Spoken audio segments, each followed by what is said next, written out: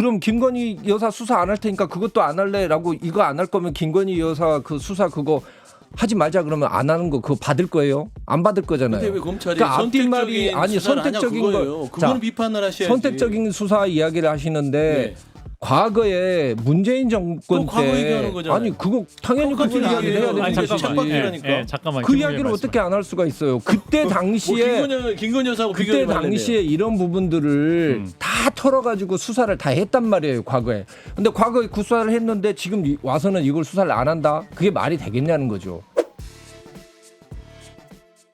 예, CBS 박종희 한판승부. 매주 수요일은 여야 두 분을 모시고 주요 현안을 두고 토론하는 시간이죠. 노코 대련. 자, 오늘도 두 분과 함께합니다. 김종혁 국민의힘 최고위원 어서 오십시오. 안녕하세요. 예. 자, 그리고 맥 소장님이시죠. 서용주 전 더불어민주당 상근 부대변인 어서 오십시오. 네, 안녕하십니까. 맥소장 소영주입니다. 두 분이 요즘 방송 너무 많이 나오시는 것 같은데요. 왜 이렇게 방송 좀- 틀면 그 제가 봐서는 김정욱 최고위원의 어떤 그 예. 케미를 제가 잘 따라가지 않나. 맞아. 나하고 파트너 많이 되고 있잖아요. 그러니까 그래서 영광입니다. 많이 배우고 있습니다. 두 분 영광입니다. 매치업을 최초로 한 게 한판승부가 아니었을까? 제가 아무래도 이제 그때 박성태 시장님께서 예. 최고위원이 되셨다고 그래서 저를 맥 최고로 올려주면서 이제 등급이 같아진 것 같아요. 그렇죠. 예, 이번에 좋은 케미를 기대하면서 자, 오늘 다룰 게 많은데 자 문재인 전 대통령 얘기입니다. 이제 대통령에 따라 이제 문다혜 씨가 이제 관련 수사가 이제 계속 진행되면서 더 이상 참지 않겠다. 이런 글을 또 SNS 에 올리면서 이제 파장이 좀 커지고 있습니다. 검찰의 수사에 대한 비판성 발언인데 이제 화면으로 유튜브 화면으로도 이제 유튜브 SNS 캡처도 나가고 있습니다. 경제 공동체란 말을 만들어서 성공했던지라 다시금 추억의 용어를 소환해서 오더를 준 것인가? 그런데 우리는 경제 공동체 노, 운명 공동체인 가족이다.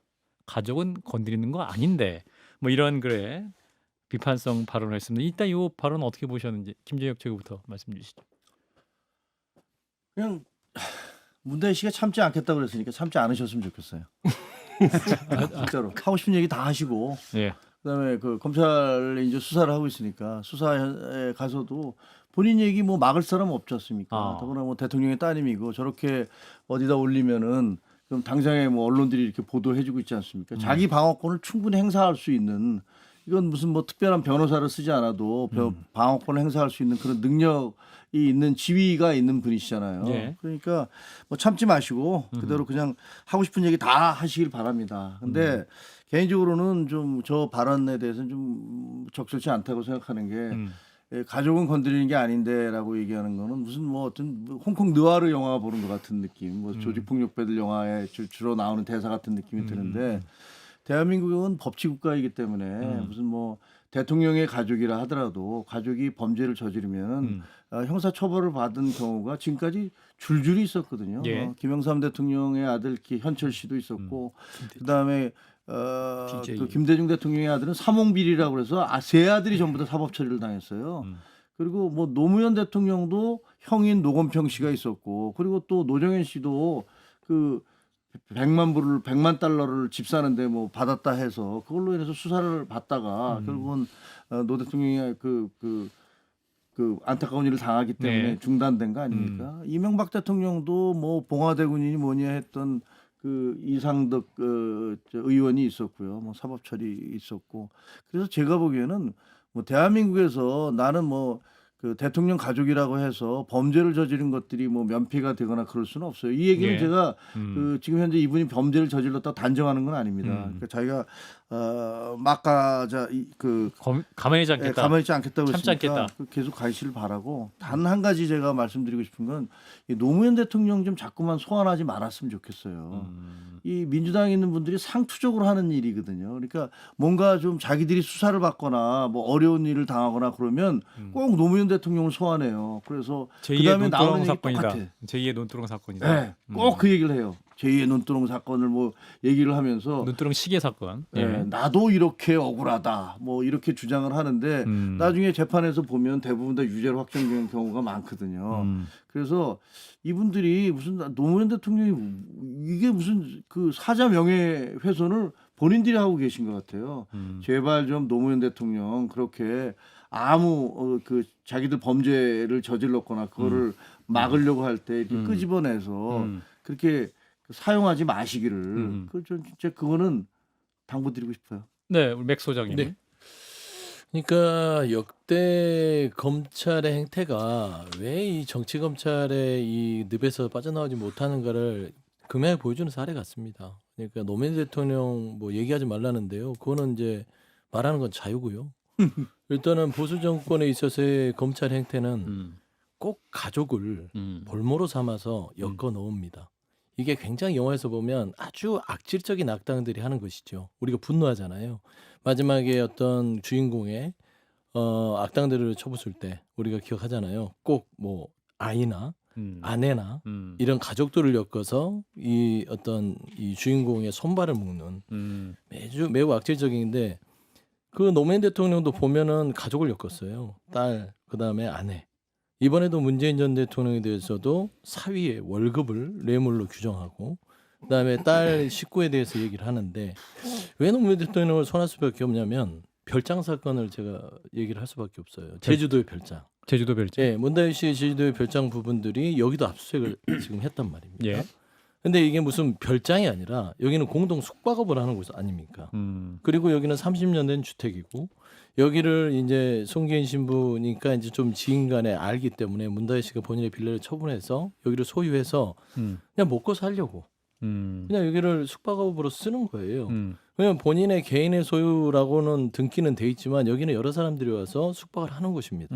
얼마나 치졸합니까? 그렇기 때문에 노무현 전 대통령의 논두렁 시계가 연상이 될 수밖에 없는 것이고 결국에는 당시 노무현 전 대통령의 소환도 노무현 대통령을 정말 그 생중계하듯이 봉화부터 그 버스에서 검찰이 내리는 순간까지 헬기로 중계를 했고요. 그 집 앞에서 많은 기자들이 한 발짝도 움직이지 못하도록 만들었잖아요. 그거는 뭐였냐면 당시 이명박 정부가 본인들의 광우병 촛불 시위에 어떤 여론의 어떤 여러 가지 힘듦이 있었기 때문이고 지금도 마찬가지예요. 김건희 여사에 대한 수사를 그다음에 본인의 무능을 의대의 이 의료 붕괴에 대한 어떤 무능들을 숨기기 위한 하나의 네. 정치적인 재물인데 그 누구도 개인적인 삶을 이런 정치적인 재물로 삼을 수는 없다. 그런 의미에서 문다희 씨는 본인의 권리를 주장하는 것이다. 자, 그러면 일단 이제 검찰이 문재인 전 대통령 피의자로 적시를 한 상황이고, 자, 그러면 이게 이제 딸 부부와 아버지를 경제 공동체로 보고 있는 것인데, 이 사건을 두고 이제 50억 클럽 곽상도 전 의원, 그 아들이 독립생계활동 각오로 인정돼서 또 무죄가 됐던 얘기도 함께 언급이 되기도 하는데, 우리 법률 전문가인 김웅 변호사님께서 이게 이제 뇌물죄 적용 혐의점 어떻게 생각해야 되는 것인지? 이게 이제 보통 경제적 공동체하고 지금 이 방향은 좀 다릅니다. 아, 그러니까 그런가요? 경제적 공동체로 엮는 게 아니고 제가 쉽게 예를 들어 설명을 해볼게요. 국회의원이 있었는데 국회의원이 딸에게 대학 등록금을 계속 지급을 했단 말입니다. 예. 근데 계속 지급을 해왔는데 갑자기 어떤 재벌 회사에서 장학금을 주겠다라고 이야기를 하면서 그 딸한테 등록금을 대신을 내줬어요. 자, 이러면 그 국회의원은 뇌물이라고 보겠습니까? 안 보겠습니까? 그 경우에는 뇌물로 볼 가능성이 매우 높아지는 겁니다. 그러니까 경제적 공동체냐 아니냐를 떠나서 내가 계속 내왔던 거를 다른 사람이 내줬다. 그래서 직무 관련성이 있다 그러면은 뇌물죄가 성립할 수 있는 겁니다. 그래서 경제적 공동체로 이렇게 가는 것은 아니고요. 아시다시피 문다혜 씨가 성인이 됐고 가족을 이뤘는데도 불구하고 생활비를 계속 지출을 해왔었거든요. 예. 대통령이. 예. 근데 그 뒤에 그 타이스타로 가고 난 다음에 그걸 끊었단 말입니다. 예. 그러니까 법리상 이거는 본인이 받았던 뇌물로 충분히 갈 수가 있는 거고요. 아하. 게다가 문다희 씨 같은 경우 태국에 있다가 돌아와서 청와대에서 같이 살았어요. 독립생계도 아니고. 그렇기 때문에 이 부분은 일단 법리적으로 봤었을 때는 경제적 공동체니 뭐냐 그걸 떠나서 뇌물죄로 의율할 가능성은 충분하다. 근데 다만 뇌물죄가 인정되기 위해서는 이 직무 관련성 부분이 인정이 돼야 되기 때문에 예. 그 문제는 어떻게 해결할 것인가는 지켜봐야 될 것 같습니다. 검찰 수사에서 중요한 쟁점이 될 것이다. 예. 자, 박 실장님은 관련 수사 어떻게 보시는지? 저는 사실 잘 이해가 안 돼요. 그러니까 검찰이 얘기하는 거는 일단 문재인 전 대통령의 사위 서모 씨를 뭐 앞서 말한 대로 뭐 생계비를 보전하기 위해서 취업을 시켜 타이 이스타제 전무로 취업을 시키고 그 대가로 본인은 또 중진공의 이상직 전 의원이 중진공 이사장이 임명됐다. 낙하산은 도처에 많습니다. 지금 정부에서도 예를 들어 김동철 전 의원이 한국전력 우리나라 가장 거대 공기업이잖아요. KT. 예, 아니, 한국전력. 한전. 여기 사장으로 갔습니다. 이분이 찌릿찌릿한지 모르겠는데 전기와 아무 상관이 없어요. 그럼 이 낙하산 이거 부지기수입니다. 박주선 전 의원 대한석유협회 회장이에요. 예. 석유와 상관없었어요. 제가 알기로. 기름을 많이 넣었지 않았을까? 많이 썼을 수는 있죠. 예, 어쨌든. 기름기도 없어요 원래 이분이. 하태경 의원 제가 뭐 하태경 의원 제가 잘 알지만 보험에 대해서 제가 이분이 잘하시는지 모르겠는데 보험을 많이 보험연수원장으로 갔어요. 들으셨을 수도 있죠. 보험 많이 아실 수 있죠. 의정 활동하면서 반론을 제시하는 예, 예. 앵커의 지적에 전 동의하는 바입니다. 예. 그리고 이은재 전 의원 이분도 제가 잘 아는데 전문 건설 공제 연합 이사장 전문 건설인 공제 뭐 이거예요. 예. 교육 전문가입니다 원래 행정교육 뭐 그렇죠, 이런 쪽이에요. 교수님이죠. 거기도 전문 건설 이사장이에요. 아. 낙하산 많아요. 그래서 이 대가로 뭐 하고 대가로 낙하산으로 또 갔다. 원래 이상직 전 의원도 뭐 전 의원 그 전에 19대 때 의원이었습니다. 그래서 이렇게 보는 거는 뭐 생계비를 지원해주고 본인은 또 저기로 갔다. 이렇게 보는 건 전 물론 낙하산이 잘못돼 있지만 그렇게까지 가는 건 좀 억지스럽다고 생각을 하고 예. 그리고 저는 그렇게 생각해요. 물론 서 씨를 쓴 건 이상직 전 의원이 이분 통해서 사유니까 내가 뭐 득을 볼 일이 있겠지라는 생각을 전 했을 거라고 이 생각해요. 부분이에요. 그러니까 이제 센 사람의 자녀다. 그렇죠. 그래서 그 센 사람은 그분에게 아무 말도 안 했는데 알아서 그렇죠. 취직을 자발적으로 시켰다. 이거 어떻게 되는 거예요? 법률적으로. 이게 뇌물입니까? 자기가 이거? 알아서 그렇게 했다라고 이야기를 하면 묵시적 청탁으로 묵시적 청탁이다. 이게 이제 문제가 뭐냐면은 다 업보예요. 이게 업보라는 게 뭐냐면 정치권에서 사실 정치 보복을 하기 위해서 전직 대통령들을 다 잡아 넣으면서 그때 이 경제적 공동체 법리니 묵시적 청탁이니 뭐 이런 것들을 다 갖다가 해서 결국은 다 유죄를 받아냈습니다. 예. 그게 딱 묵시적 청탁이죠. 그걸 그렇기 누가 때문에 받아냈어요? 누가 받아냈어요? 제일 많이 받아낸 것은 적폐 수사를 했던 문재인 정권입니다. 그러니까 윤석열 대통령이 많이 하셨겠죠. 아니 그걸 누가 시켰는데요? 그러니까요. 그걸 누가 시켰? 그 수사의 기술자는 윤석열 대통령. 아이 20개월 동안 타이 이스타제 가서 태국으로 갔잖아요. 네. 거기서 이주비와 급여로 20개월 동안 2억 2천여만 원을 받았는데 그러면 이분은 가서 완전 놀았냐? 아예 안 갔으면 몰라요. 그런데 가서 현지에 가서 일을 했죠. 예, 현지에서 일을 했어요. 가족이 이주를 했습니다. 그러면 사실은 뭐 태국 가고 싶어하는 분들도 있겠지만 가족이 여기에 버리고 태국에 가서 뭐 20개월 동안 이것저것 다 해서 2억 2천 정도입니다. 그러면 이분은 아예 아무것도 안 하고 이름만 걸어놓고 아예 안 했다면 타이스타젯이 모르겠지만 뭐 하는 회사인지가 알려지면은 저가항공사. 그걸로 그 저가항공사인데 이스타항공을 태국 안에서 이스타항공의 티켓을 대행해서 팔아주는 그 그렇죠. 역할만 하는 회사인데 사실 그거 이제 수사하면 앞으로 나오겠지만은 그 변명이 먹혀들기가 되게 어려울 거예요. 실제로 그 타이스타 항공이 어떤 일을 했고 이상직 회장이 그걸 어떤 용도로 사용했는지는 이미 벌써 법원 판결에서 나와 있습니다. 그렇기 때문에 그 부분이 또 쉽지는 않은 게 있고, 그러니까 이 부분들을 봤었을 때 제가 왜 업보라고 계속 이야기를 하냐면은 예. 과거에 사실 이런 식으로 해서 뭐 너무 넓게 뇌물죄를 너무 넓게 지금 다 해놨어요. 그래서 여기에 걸리면 그냥 다 죽는 그런 형태가 돼 있는 거죠. 그 저는 계속 이야기했듯이 경제적 공동체라는 건 그건 법률가가 쓸 수 없는 용어인데도 그런 것까지 나왔단 말입니다. 근데 그거는 제가 봤었을 때 조국 수사나 조국 재판이나 지금 그 곽상도 재판을 통해서 그 뇌물죄를 그렇게 넓게 보는 거니 어느 정도 깨진 것 같고 그건 뭐 국민들의 법 감정에는 잘 안 맞겠지만 뇌물죄를 엄격하게 해석하는 것은 저는 그 방향으로 가는 게 맞다고 생각을 해요. 그거는 맞는데 근데 앞으로도 계속 이걸 그래서 과거의 논리하고는 지금 이 사건은 조금 성격이 다릅니다. 그러니까 검찰에서도 제가 봤었을 때 그 전에 계속 생활비를 지급했었다라는 게 밝혀져서 야 이거면은 가능하다라고 이렇게 지금 본 것 같아요. 근데 처음부터도 완전 무직이 아니라 증권회사도 있었고 또 게임 회사에서 게임 일을 회사에도 있었다고. 있었고, 예. 하고 이제 그 이후에 이제 실직된 그 과정이 이제 처음부터 백수는 아니었죠. 근데 게임에서 그만두고 자, 몇 달 뒤입니다. 몇 달 사실. 뒤. 예, 3, 예, 4개월 그 뒤이죠. 중요한 예, 게 뭐냐면 예.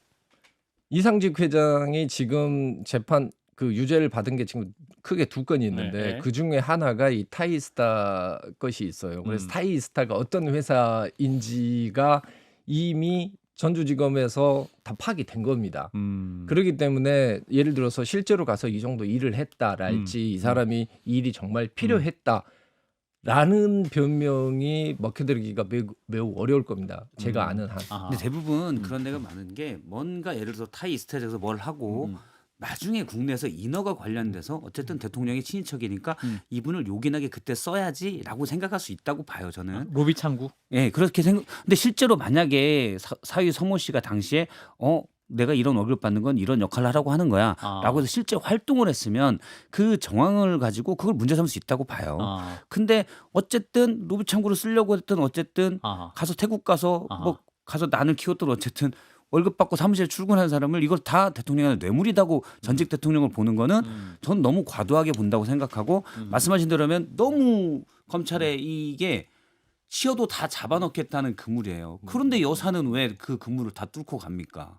감사의 마음이니까. 예. 아 그렇구나. 자, 김재육 최고하시고 우리 서영 맥 소장님 하겠습니다. 요 사람의 뚫고 가냐? 정치인이 그 낙하산 가는 거 안 좋잖아요. 아. 우리가 계속 문제를 제기했어요. 근데 정치인의 자녀가 낙하산으로 간다는 얘기는 그게 정당화될 수 있다는 얘기는 참 이해가 안 되죠. 그러니까 예를 들면 지난번에 김성태 의원 같은 경우는 그 자녀 취업 청탁이라고 그래서 얼마나 많이 논란이 됐었습니까? 예. 그런데 지금 이 경우에는 그때 당시에 도대체 대통령의 그것도 비정규직이었어요. 예. 그 자리가 비정규직 자리. 아니 대통령의 그 사위하고 따님이 도대체 왜 태국을 가느냐? 그 태국을 가서 경호원들도 다 가야 되잖아요. 국민 세금으로 도대체 왜 가서 경호를 해주면서 거기에 다 가야 되느냐에 대해서 아무런 설명이 없었어요. 이유도 없고. 예. 그게 그 대통령의 가족이면은 관심을 가질 수밖에 없죠. 왜냐면 국민들이 다 그 경호를 해줘야 되니까 국민들 그 세금으로. 근데 가신 다음에 거기서 어떤 일을 했느냐. 근데 그 한 일 보도도 나왔었어요. 거기서 있었던 일본인 기술자가 도대체 이 사람 뭔데 하루 종일 하는 일도 없이 여기 와서 전무로 왔느냐. 그래서 자기가 한번 만나봤다. 그거 해봤더니 알고 봤더니 대통령 사위래더라. 그래서 그랬구만. 이래서 국내에서 그 일본인하고 전화를 해서 인터뷰를 해갖고 예. 이거 진짜 이 사람 그냥 와서 하는 일 아무것도 없었다. 뭐 이런 식의 얘기들이 그 보도가 된 거를 저는 기억을 해요. 그러니까 그렇다면은 왜 도대체 가는지 이유도 알 수가 없고 그리고 그 항공과 관련한 일들을 해본 적은 한 번도 없었다. 근데 거기서 티켓팅하는 일을 했었다. 근데 티켓팅하는 일을 전무로 해갖고 그 20개월 동안 2억 몇천만 원을 준다? 그게 상식적으로 납득이 되겠습니까? 저는 그리고 이제 앞서 말씀드렸지만 로비 우리 맥 창구로 소장님도 쓰려고 기회를 주세요. 아, 예. 네, 맞아요. 예, 일단 하고 나서 말씀하시고 해야 됩니다. 맥 소장님 말을 받겠습니다. 끊지 않습니다. 시간 1분만 땡겨. 예, 예, 1분만 가져가시죠. 2부에서 조용할 예정입니다. 예. 로비 창구로 쓰려고 타이스타 제대 이상직 회장이 서 씨를 그렇게 썼을 거라는 의심이 들죠. 저는 그건 잘못됐다고 생각을 해요. 그리고 거기에 정말로 활동을 했으면 불법적인 일 있으면 거기에 대한 처벌도 받아야 된다고 생각합니다. 그리고 그럴 의심이 명확히 드는데 사위 서 씨가 받았고 또 다혜 씨가 인정했으니까 같이 갔죠. 부적절하다고 생각을 합니다. 그런데 그것과 전직 대통령 뇌물죄와는 이거는 좀 다른 것 아닌가라는 생각을 하는 거죠. 그게요. 그 이상직 씨가 어떤 분이냐면 그 문재인 후보가 그 경선에 나왔을 때 호남에서 그 최다 당원 가입을 해줘서 정말 그 문재인 후보로서는 눈에 넣어도 아프지 않을 정도로 이뻐하는 그런 분이시고 그래서 공천받아서 국회의원도 되시고 정말 어떻게 보면 굉장히 가까웠던 분이에요. 마치 과거에 뭐 이 사례 드는 게 좀 적절한지 모르겠지만 박연차 씨가 뭐 제가 알아서 좀 잘 도와드리겠습니다라고 그 노 대통령 또 노무현 대통령을 꺼내지 얘기를 마자면서. 하거나 예를 들면 이런 식으로 기업인들이 됐든 아니면 자기가 어떤 도움을 받았던 분이 그 분에 대해서 얘기하거나 그분의 자식에 대해서 이런 식으로 특혜성 우리 태국에 뭐 거기 가서 그냥 계시면 저희가 월급 드리겠습니다라고 해서 갔다면 그리고 그걸 이전- 입증해야 되는 거죠, 이제 네? 검찰이. 그걸 이제 입증을 해야 되는 아니, 거죠, 그 검찰이. 입증을 해야 되는 예, 거죠. 근데 예. 누가 봐도 그때 당시에 가는 것이 이해가 잘 안 되고 그러니까 아무런 설명도 없었기 때문에 그런 것들을 의심하고 그러다가 무슨 노조에서도 그 이스타항공 노조에서도 회사는 다 죽어가는데 이게 뭐 하는 짓이냐 하면서 뭐 시위도 하고 상당히 문제를 삼았었잖아요. 아니 그러니까 제가 예, 말씀드리면 예. 무슨 검찰이 데카르트도 아니고 맨날 의심만 해요. 의심할 필요도 없고요. 저는 본질을 정확하게 그냥 보시죠. 파편적으로 지금 이런 모든 것들 뭐 별장 얘기, 태국 관계 이상하다, 경호를 받는다 이거는 따지고 보면은 파편을 가지고 전체 거를 흔드는 거예요. 그냥 예. 모욕주기밖에 안 되거든요. 예를 들어서 정기적으로 생활비를 준 적이 없어요. 그러니까 문재인 대통령 측에서는 그냥 다혜 씨 가족이 조금 힘드니까 용돈 수준의 돈을 줬다는 것이고 예. 그다음에 두 번째 하면 시점도 검찰의 수사가 굉장히 고약합니다. 그 당시에 서 씨에 대한 어떤 취업 시즌에 있어서의 수사가 이루어진 게 아니라 대통령 퇴임 후의 것들도 다 압수수색을 하는 거예요. 그건 뭐냐면 그냥 다 털어서 망신을 주고 여기에 대해서 별건이라도 나오면 뭐라도 걸리면 하겠다. 그리고 지난 4년 동안 몇 명을 털었냐? 150명이 가서 검찰 수사를 받았습니다. 관련 문재인 수사? 정부. 아, 그렇습니다. 문재인 정부. 이렇게까지 했다는 거. 그래서 김건희 여사 얘기가 나올 수밖에 없는 거예요. 김건희 여사 명품백대에서 누구를 가서 소환을 했죠? 압수수색이라도 핸드폰을 가져가 봤나요? 예. 본인들이 검찰이 반납하고 나서 수사를 했잖아요. 예. 이런 게 비교되는 것이고 두 번째. 아니 대통령이 그 생활비 뭐 예를 들어서 2억 얼마를 지금 뭐 월급을 받았잖아요. 예. 뇌물로 이제 따지면 아하. 그 생활비 몇 백만 원 아끼자고 아하. 그 사이에 대해서 이상직 의원에 대한 자리를 매점매석했다. 이게 납득이 됩니까? 하려면 곽상도 의원처럼 한 50억 정도 퇴직금으로 받은다면 모를까. 무슨 대통령이 그 생활비 돈 100만 원을 그 가족들한 그 딸네 그 집안에 주는 게 아까워서 이상직 의원한테 서시점 데려가서 이거 좀 해주라. 그럼 내가 돈 좀 아끼겠다. 그런 생각을 하겠어요? 아니 그럼 그러니까 그렇게 따지고 보면 이렇게 우리 생각하면 저기- 잠깐만 네. 이렇게 생각하면 결국에는 다들 그냥 이게 검찰 수사 그렇습니다. 문재인 전 대통령과 이상직 당시 그 회장과의 이사장과의 어떤 뭔가의 그 거래 내역이라든지 예. 그런 정황들은 하나도 포착하지 않고 못하고 결국에는 그 수사는 못하니까 주변을 막 털어서 인디언 기우제식으로 나올 때까지 계속 터는 거예요. 전형적인 이게 특수부식 수사거든요. 이게 정치 검찰들이 해왔던 수법입니다. 그래서 노무현 대통령이 죽음에 이르게 됐던 것이고. 그러니까 문재인 전 대통령에 대해서 정말 이거는 역사에 죄를 짓는 수사를 하기 때문에 예. 정말 이건 좀 예. 참담합니다. 뭐 지금 이제 계속 전직 대통령에 대한 수사 얘기도 하고 있는데 사실은 이게 김웅 의원님께 좀 질문을 드리고 싶은데 이게 이제 정치적으로 봤을 때 이제 과연 또 문재인 전 대통령까지도 이제 수사가 갈 것 같은 이런 상황인 것 같아요. 뭐 이거 어떻게 봐야 될까요? 이게 이제 뭐 일각에서는 배은망덕한 수사다. 뭐 이제 이런 얘기까지 나오고 민주당에서 정치보복 수사 이런 얘기까지 하고 있습니다만 뭐 모든 사람은 법 앞에 평등합니다만 이게 이제 항상 반복이 되고 있잖아요. 저는 이게 만약에 정권 교체가 만약에 된다면 또 어떤 일이 벌어질 것인가 예측이 충분히 가능한 상황이고 어떻게 보세요? 법률가로서 또 정치인으로서.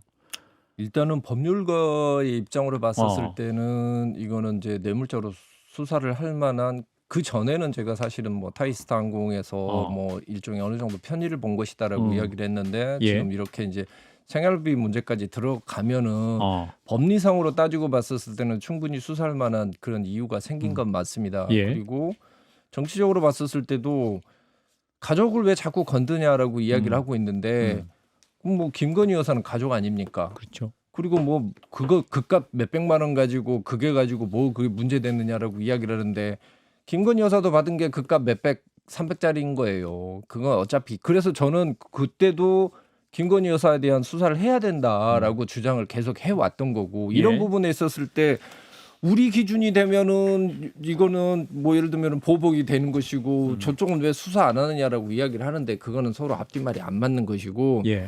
김건희 수사 제대로 수사 안 했기 때문에 이것도 수사하면 안 돼라고 이야기하는 것도 그것도 앞뒤말이 안 맞는 거죠. 그럼 김건희 여사 수사 안 할 테니까 그것도 안 할래라고 이거 안 할 거면 김건희 여사 그 수사 그거 하지 말자 그러면 안 하는 거 그거 받을 거예요? 안 받을 거잖아요. 근데 왜 검찰이 그러니까 선택적인 앞뒷말이 아니 수사를 하냐 선택적인 그거예요. 거 그거는 자, 비판을 하셔야지. 선택적인 수사 이야기를 하시는데 네.